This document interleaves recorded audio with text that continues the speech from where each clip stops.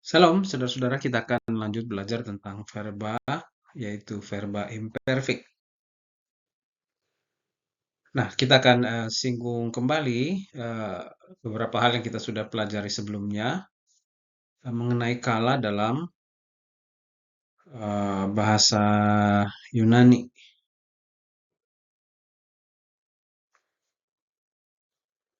Nah, kala dalam bahasa Yunani itu dibagi menjadi dua ya, kala primer atau primary tenses, atau kadang disebut kala utama dan kala sekunder atau secondary tenses. Kala primer ini terdiri dari kala present, future, dan perfect. Ya, sedangkan secondary tenses skala sekunder atau kedua, contohnya adalah kala imperfect, aorist, pluperfect. Nah, kala sekunder atau kala kedua ini berhubungan dengan waktu yang lampau. Nanti kita akan lihat perbedaannya dengan dibanding kala primer. Nah, kala perfect sendiri adalah kala verba yang digunakan untuk merujuk kepada sebuah tindakan atau kondisi yang sudah selesai, completed, pada waktu tindakan tersebut dibicarakan atau disebutkan. Nah, dalam bahasa Yunani kita mengenal dua kala lampau. Ya, bahasa Yunani dapat menggambarkan sebuah tindakan yang terjadi di masa lalu. Jadi waktunya lalu, namun kalanya berbeda untuk aspek yang berbeda. Nah, aspek ini adalah sesuatu hal yang saudara-saudara perlu kenali dengan baik, ya. Ada kala atau waktu, ada aspek. Jadi ada waktu, ada aspek. Nah, kala imperfect adalah kala yang menggambarkan tindakan continue ya. Perhatikan kata continue di masa lampau.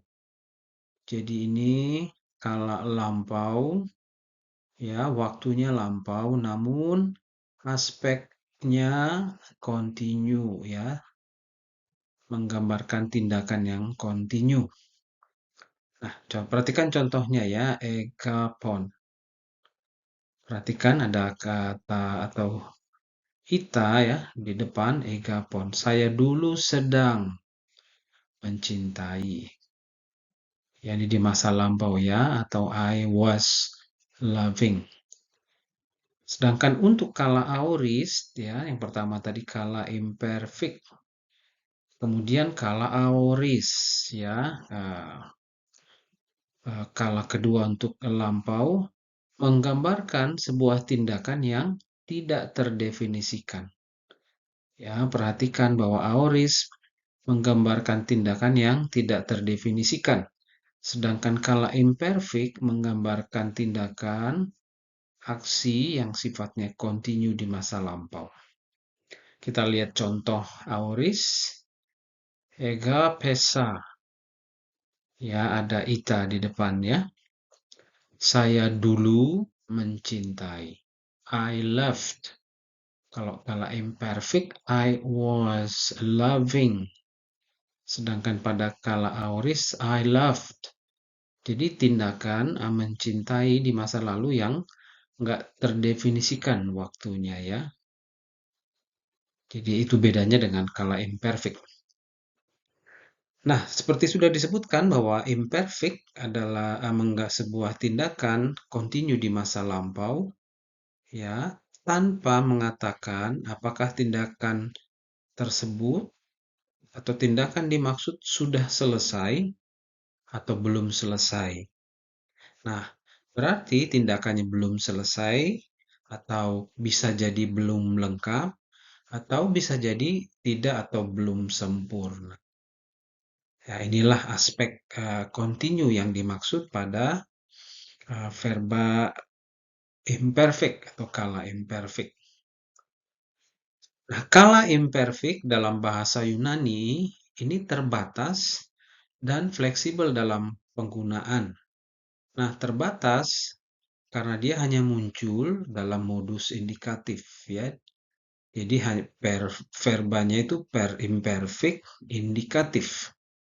Nanti kita akan lihat lebih jauh sedikit tentang ini ya. Nah, secara mendasar kala imperfect ini mengekspresikan atau menggambarkan tindakan semacam tindakan linier di masa lampau ya. Seperti sudah disebutkan tadi ya, atau tindakan kontinu ya, bisa berulang, tindakan yang diperpanjang atau baru saja dimulai. Jadi dia belum selesai tapi sudah dimulai. Nah, bagaimana kita mengenali verba-verba imperfect ini? Eh, Kita mengenalinya dengan augment. Nah, perhatikan ya, karena istilah ini istilah yang baru muncul pada kala sekunder ya, atau secondary tenses. Jadi bahasa Yunani menunjukkan verba kala lampau jenis imperfect maupun nanti yang aorist ya, dengan menambahkan sebuah prefix yang disebut sebagai augment. Augment. Nah, perhatikan istilah ini. Nah, augment adalah perpanjangan pada permulaan verba. Ya, ada sesuatu yang ditambahkan pada permulaan verba.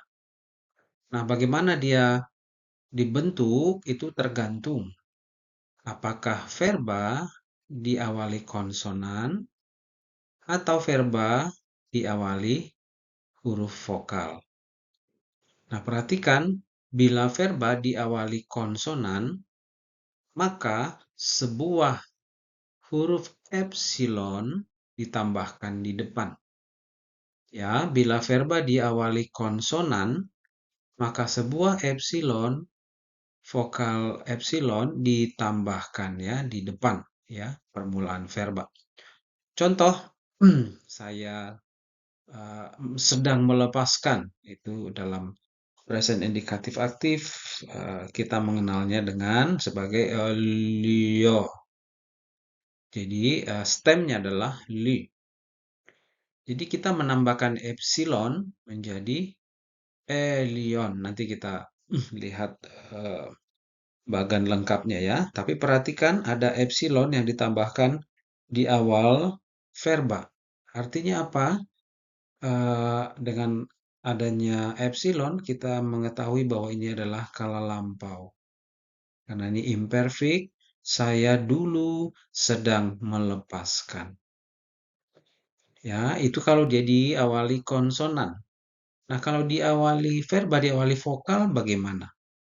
Jadi, tidak ditambahkan vokal baru, melainkan vokal yang mengawali verba tadi diubah menjadi vokal yang panjang atau vokal tersebut diperpanjang.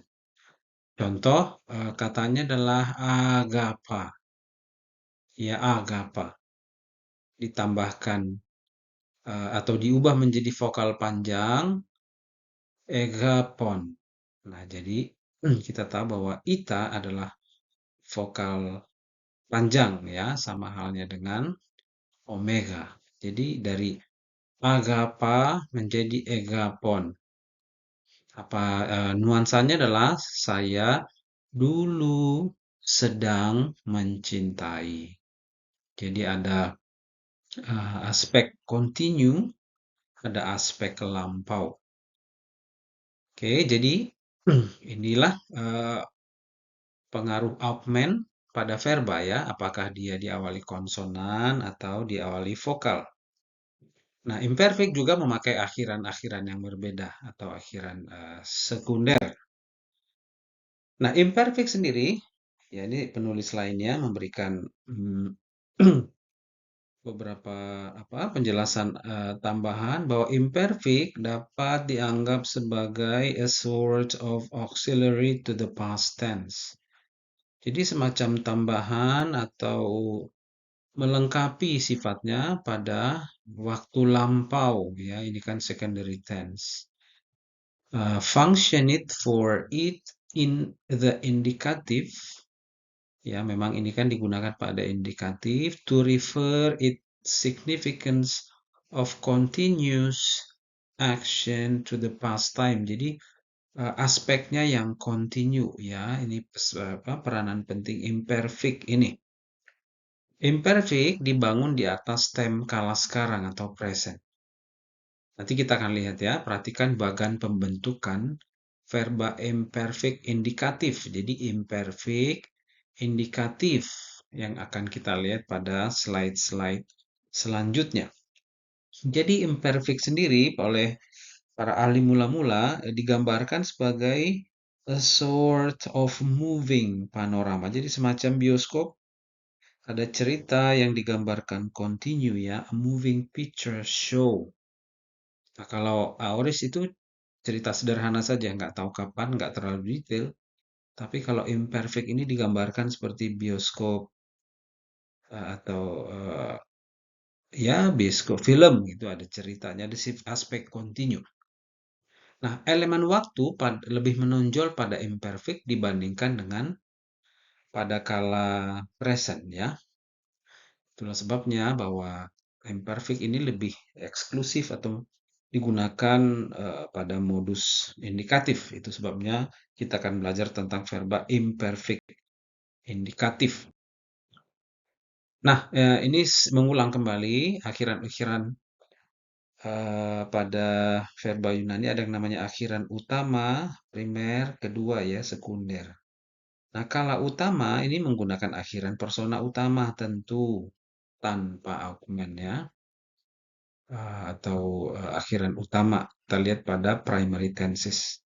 Sedangkan kala kedua, ya karena ini istilah ini akan muncul cukup banyak, kala kedua sekunder tentu saja menggunakan akhiran-akhiran persona kedua. Nah, kita akan melihat adanya augmen. Ya, adanya augmen.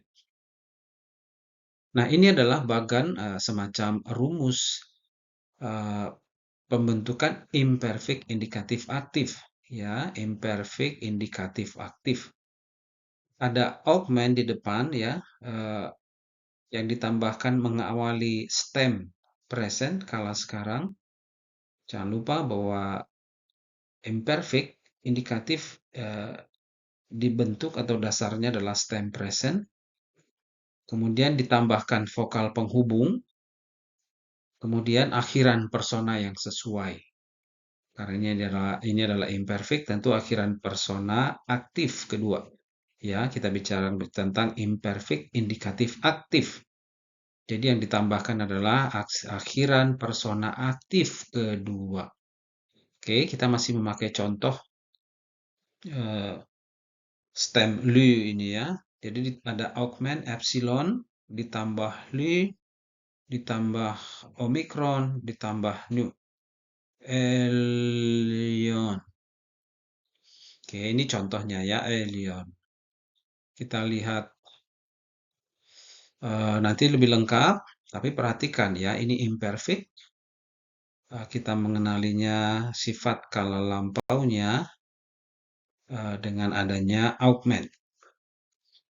Nah, ini sedikit paradigma ya, imperfect indikatif aktif. Di sini disajikan kata-katanya, perubahan paradigma pada present indikatif aktif. Nah, kita akan lihat li ya, stemnya adalah li.